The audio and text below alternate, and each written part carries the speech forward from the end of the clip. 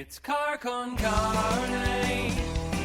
Let's eat in the car. It's car con carne.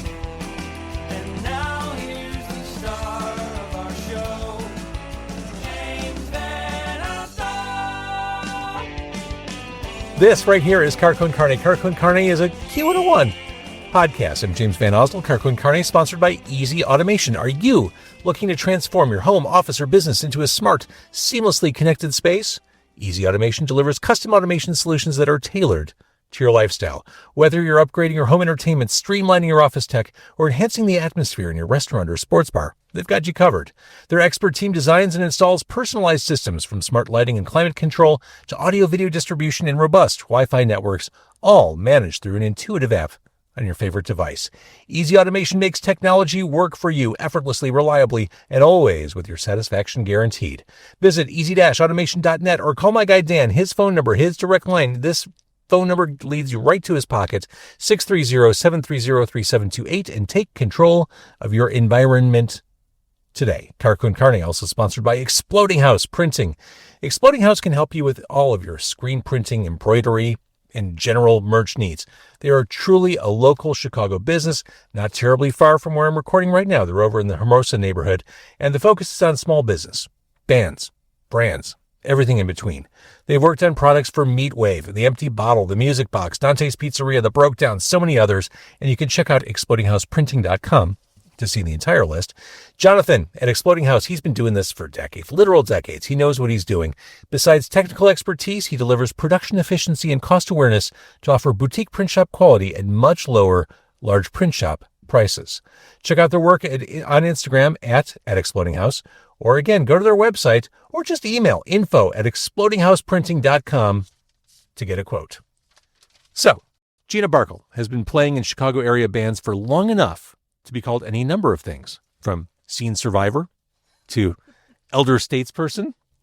She has emerged from a period of relative music quiet. It has been a period of relative music quiet, right? That's fair to say? Probably close to a decade.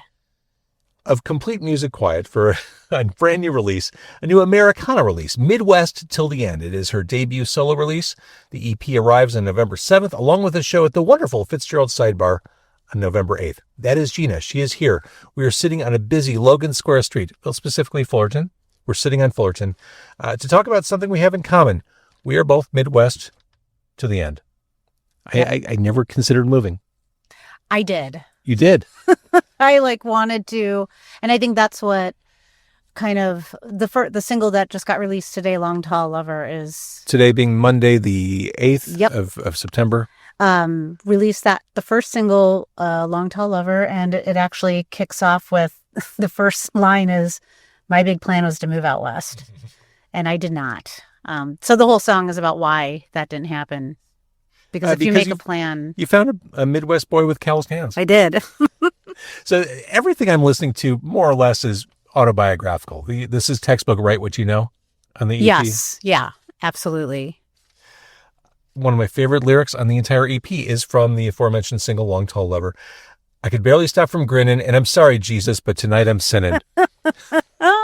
The song is also...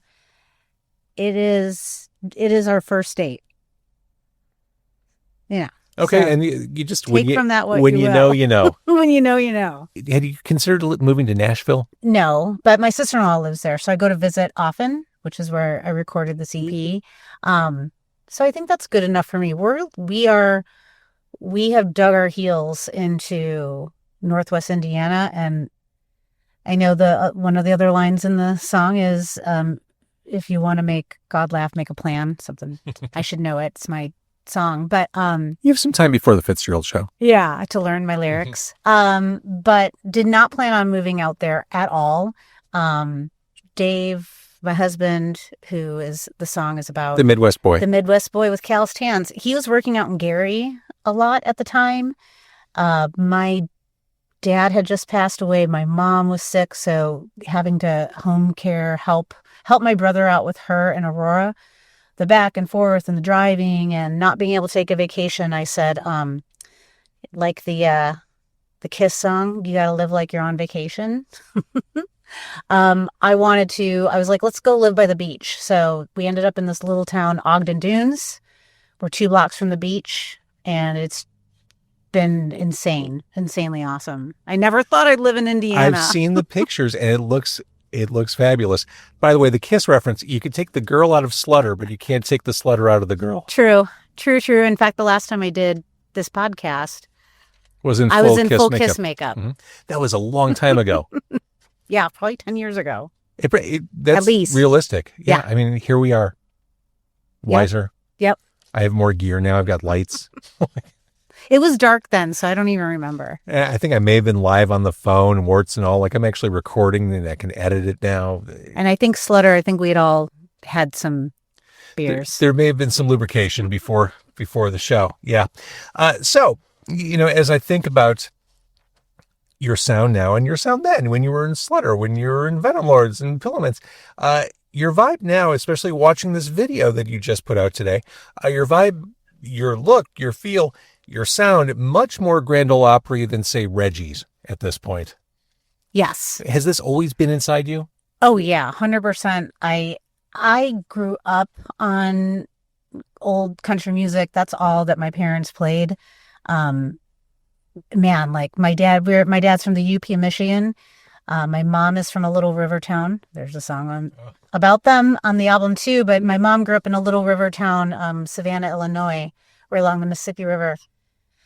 And when we would go up north to where my dad's from, he would be singing Commander Cody, Hot Rod Lincoln. We'd be listening to George Jones, Johnny Cash, Patsy Cline in high school. And so I always listened to it, and then I think, and sang it along with everybody in our family and stuff. But then I think as I was growing up and got older, I wanted to rebel against country music. And I got into punk and hardcore and started going to shows and, kind of rebelled against it. And then I remember hearing they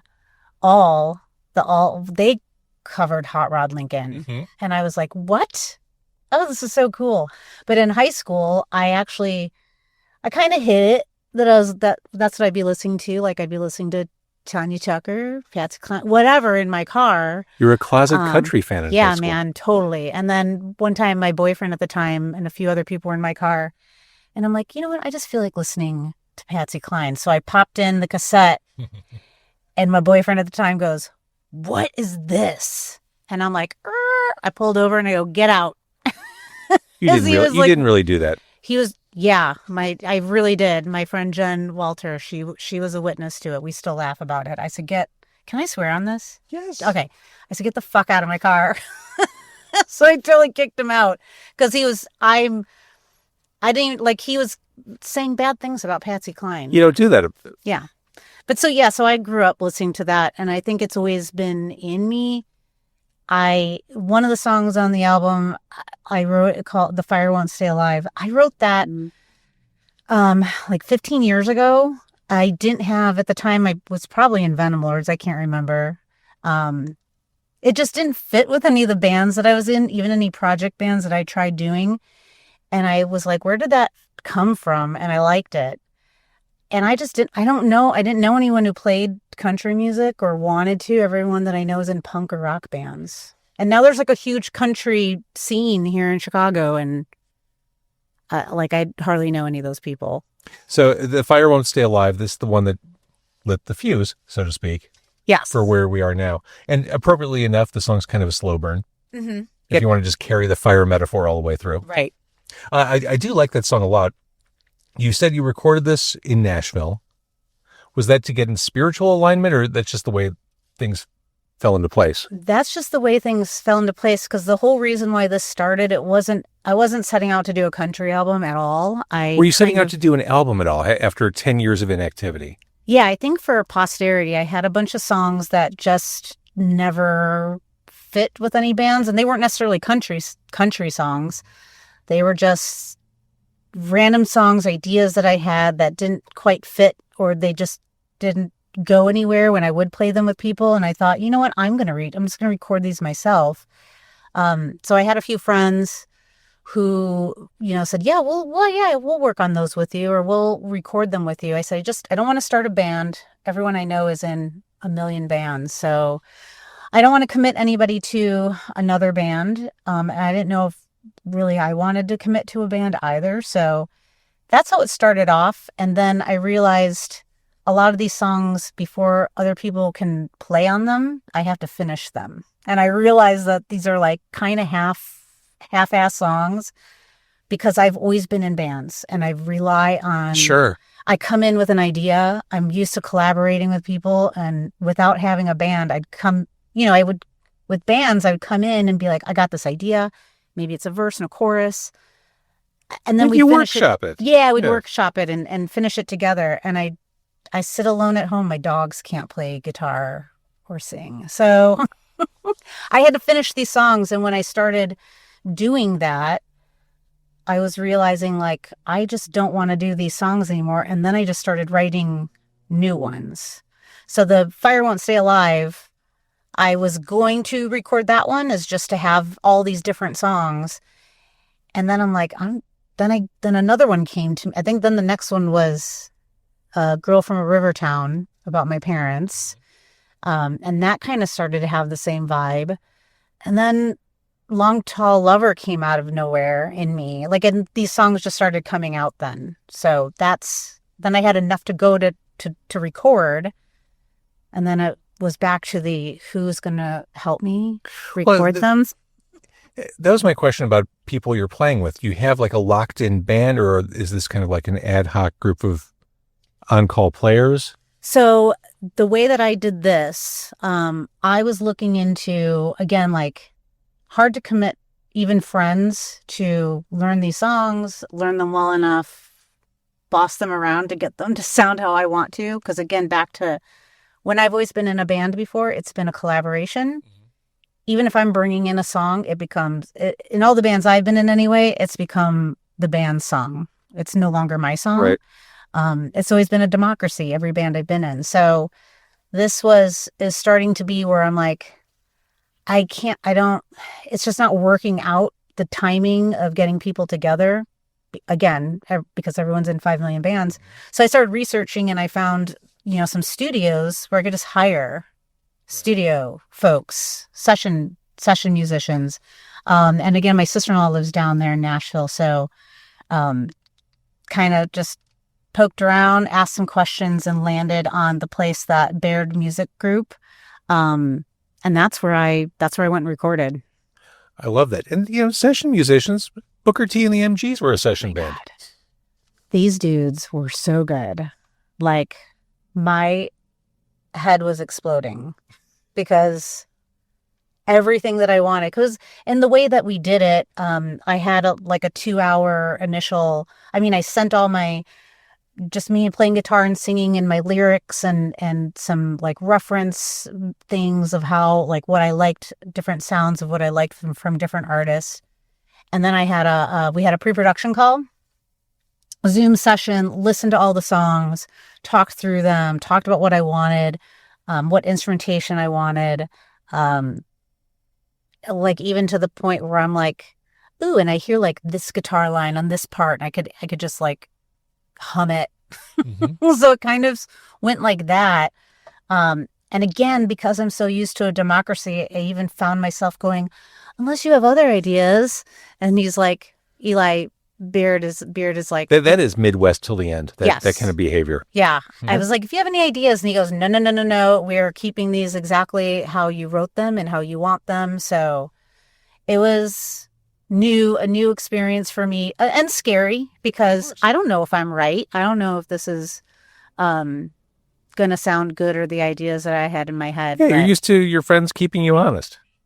Yeah, or they're just playing along. I don't know, like appeasing me. I think it came out great. Again, the EP comes out November 7th. It is Midwest till the end. Going back to Long Tall Lover, I mentioned that there is a video for this. Where was this recorded? Because it looks like it was, recorded in, the South circa 1945. I filmed that in Four Corners Winery out in Valparaiso, Indiana. It was on a sweltering hot day, and I just had a Canon camera that I set up. I had my daughter and their boyfriend come and help That's So amazing. I was like, Yeah, here's put them to work. yes, I got a gimbal for the iPhone, and I really wanted I don't know if you've heard of Charlie Crockett. He's a kind of Americana country dude, out now, but well, he's been around for a long time. He's on tour now with Leon Bridges, but I love his videos. They have this nostalgic old feel, and I found the dude who filmed it reposted one of the videos, and then Charlie Crockett posted it. So then went to the dude who filmed it, and I was like asking him questions like, Yeah. "Ooh, what did you use to film that?" And it turned out like I have actually a nicer Canon than like the newer version of what he had. And he's like, I record all my videos with this Canon. And so I just like went in and like was dialing in the settings because I wanted that kind of feel. So, yeah. And the B-roll in there, it looks like archival B-roll. Where did that come from? That's just stock. I really wanted to because I had to do this quick. I had to get it done very quickly. And it's totally DIY. Total DIY. Yeah. Like I edited it. It's not like you have a team. No, Yeah. it was me and my kid. I'm like, you're going to star in it. Your boyfriend's going to star in it. You guys are going to hold the cameras. I think I took them out to dinner or something afterwards. Seems reasonable. But yeah, it was super DIY. But the footage came from the whole when I actually because this is what I do for a living anyway. I've managed video teams, and I'm a creative director, but for home services, which isn't as exciting. But I storyboarded out the whole idea what I wanted. And I was trying to make it feel like more people were coming in, like when you finally watch it, and it's had like that retro feel. Yeah. But man, to find that retro footage that's available for public use was really hard. I can imagine. Really hard. So the three ones that I got were the only ones I could find that were not editorial. It was tough. Going back to the lyrics, and I'm sorry, Jesus, but tonight I'm sinning. When your husband hears that, does he think, oh God, Gina, or is he just like, oh my God, he's into it. He's like, I'm your muse. I'm your muse. I'm like, you are. You mentioned Girl from Rivertown, song about your parents. Based on the lyrics, was their story a love at first sight story? Yeah. Well, so that song was written based on what my dad had said about them meeting, kind of a little bit what my mom said, and then what I witnessed from their life together. And it was, my dad was stationed in the Army in Savannah, Illinois. And there was a newspaper stand that everyone hung out around apparently. And my dad said that he was hanging out there one day, and then my mom walked up with her friends, and he told his buddy, I'm going to marry that girl someday. So that's a line in the song. Yeah. My mom said that, okay, my mom's version though is a little bit different because he was dating her friend. He started dating her friend, and then she went out of town, and while her friend was out of town, my mom went out with him, and then her friend was mad, but whatever. But no, like it was, they really were into each other immediately. But then the whole song kind of goes into where, life goes on, life keeps going, shit happens. And, at the end, she was right there next to him when he passed away. Wow. And I know it it's all like emo at the end of the song. It's authentic. I mean, that authenticity comes through on the EP. Now, to that end, Whiskey Don't Fail Me Now. This is the more rockin' song on the album, or EP. Are you a whiskey drinker, or is that just an easy device? The only time I really drink whiskey is when I'm, when I used to play shows a lot more often, and if I was sick, I'd be like, yeah, whiskey and old style. That never really turned out. That wasn't a really good idea ever. It's a classic combination, perhaps, if you're not on stage. Yeah. Mm-hmm. And so wasn't always a good combo for me, but I'm not a big whiskey drinker. I do like old style though, but I do too. I like all the shitty macro beer lagers. Yeah. Big fan. Yes. But that song, I wrote that and that evolved over time. But I actually initially wrote that after watching something on PBS about whiskey runners. I mean, and who didn't grow up in like with the Dukes of Hazzards, right? Maybe I didn't. But so I mean, then it just kind of became like a story. And it was the whole point of that song is really, or the underlying theme of that song is, you know, drinking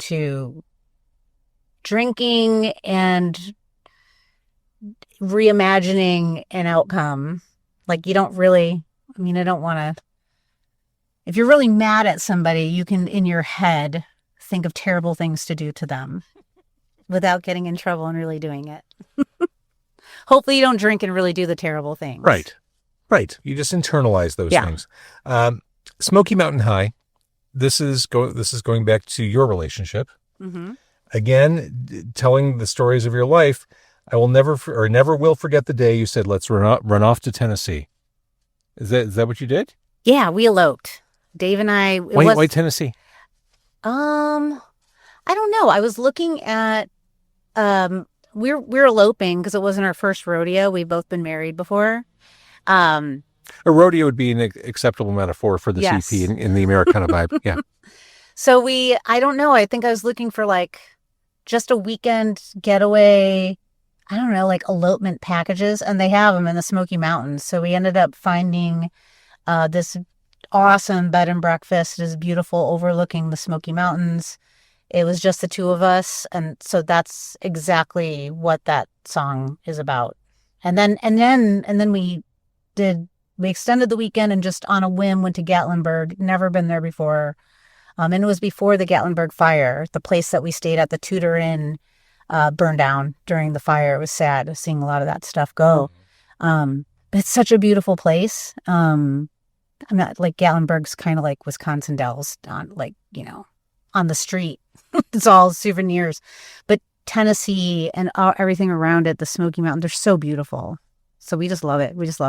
I was talking about this a couple of episodes / interviews ago, and the farther away I get from this, the more I butcher the quote and paraphrase it. But there's a quote from David Bowie, something along the lines of, again, I'm butchering this, the best thing about aging is you finally become who you're supposed to be. As I listened to this EP, as I listened to you talk, knowing your history in this scene, the music you created, I feel like you needed to do all that to get to where you are now, which feels like the most authentically you've been. Yes. It's crazy how that works, isn't it? Yeah. I feel like I needed to experience all the things that I went through. Well, of course. And especially with music, I mean, I was just hanging out with my friend Brian, who I went to high school with, and he's going to be playing bass with me for like a little show. He's just going to play some upright bass. I love upright bass. Yeah, and we're just talking about growing up and all the things that you go through. But I was and how we got to hear like that moment that we were playing this music together, and I'm like, man, I just wanted to sing in someone's band, and none of my friends would let me sing in their band. So I'm like, well, fuck you guys. I'm going to learn how to play guitar and I'm going to write my own songs. And here I am, you know, yeah. I've been doing it, but I feel like this is one that these are all my songs that I wrote myself. I wasn't relying on people to help me finish the songs. I needed people to get them to where they are now, but like I wrote them. So I'm super like, patting myself on the back. Well, and this isn't teenage Gina hiding the things that interest and excite her. This is adult Gina understanding who she is, what really moves the needle for you creatively, spiritually. And here you are. And that is the CP, which is Midwest till the end. Again, this comes out on the 7th of November. Fitzgeralds Sidebar on November 8th. Then what?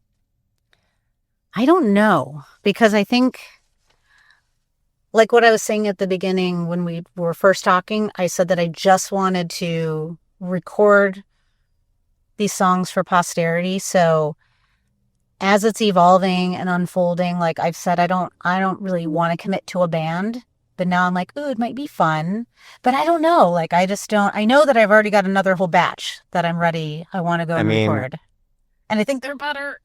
I want to see you do more videos too. I was kind of shocked at how quickly that came together. I would probably do it a little bit different next time. Sure. And if I had more time, but yeah, that's the fun part of it too. Now that's the thing too with in the 90s. I mean, we had MTV, right? A little bit. Wasn't it mostly TV shows on MTV then though? I mean, in the 90s, I mean, the VMAs. The 2000s. Well, the 2000s things were different, but I mean, through the 90s, I mean, the VMAs were still a big deal. Like people paid attention to videos. Like, so the Pillowmints 2.0, and I say 2.0 because we had two versions of Pillowmints. Jenny Madison, who was in Slutter with me, she was our drummer in Pillowmints 2.0. That was around 2000 something, I think, that we put that out. People weren't doing videos. Right. Oh, I think we are long overdue. I've said this before. We are long overdue for a video renaissance since people like you with an iPhone and a gimbal can just go somewhere and create cool content. Yeah. I love how people are sharing videos now. It's just, I think it's another, I mean, you have a song, you've written a song or your band has written some song. The visuals that go along with it, I think, just reinforce it. And it might the visuals might catch something else, catch somebody's eye differently than the song. You know, it's funny. We're recording, like I said, on Fullerton. We're just west of Kimball. We're right outside Burlington. Because we're right outside Burlington, because we're in Logan Square, every time I see dudes walking by, I just assume they're in a band that's playing Burlington. That's just the neighborhood. Yeah. Well, I think there's a show going on now. Well, I sure opened the there door is. for some girl and she brought her amp in. I'm like, hi. She looked at me weird, but like, who's this old lady? Who's this old lady opening the door? I'm an elder statesperson, and I'm here to welcome you to the rock club. What's your amp? I had an amp like that too.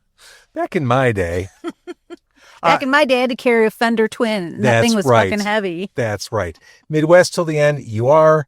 The EP, it is also Midwest till the end. Fitzgeralds Sidebar on November 8th. I think you've found you've arrived. This is what you should be doing right now. And I think you're doing great. I don't know where else I would, or what else I'd be doing. So I hope so. It's definitely different from anything anything else that I've done. And I'm excited for the Sidebar show. I am going to have a band for that. I've been doing acoustic when I'm playing this stuff out, which sounds to me really thin and boring. But as my friend Brian was just saying yesterday too, he's like, man, it all starts. That's where it starts though. By the way, my retirement goal, be thin and boring. Yeah. That's when I get there. That's that's kind of what I've been for the past 10 years, thin and boring. But no, I'm borrowing friends to play that show. We've got Mark Ruggiero and Chris Franizak. They're both in Farewell Captain. Mike Conroy, he's pedal steel. He's in the Everly Hillbillies with Fred Morg. I don't know the name of the band, but I love the name of I don't know the band, but that's a great name. Everly Hillbillies? That's amazing. I think they're doing, I haven't gotten to see them yet, but they do covers of the Everly Brothers. How cool is that? That's amazing. It's like my people. They're my people. They're totally your people. I'm your people. Absolutely. All right, Gina, thank you for doing this. We'll see you at Fitzgerald's. Thank you so much.